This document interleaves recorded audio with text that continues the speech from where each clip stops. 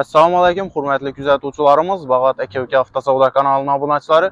Bugün 5 oktyabr 2025-ci il.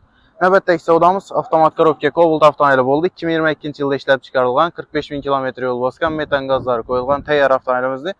Yanarıqdan gələn Kemaləddin ağamıza 139 milyon som nağd pula verdik. Ağa razımısınız? Razım.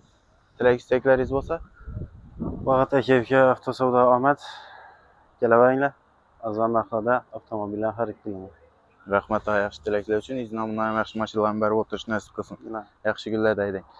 Dostlar, küçətəmiz satqan maşınımız 2022-ci ildə işləb çıxarılan maşınımız 45.000 km yol basqan Krugovoy tonirovkaları bu.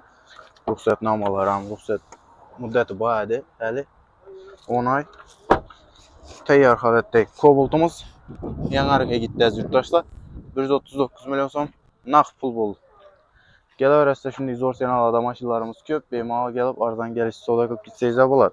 Satıladan maşınlarımız bolsan beymala gəlişləri istəfsə qılıb qalamız, gəlişsək naxalamız, gəlişməsək satıb bərk variantları var.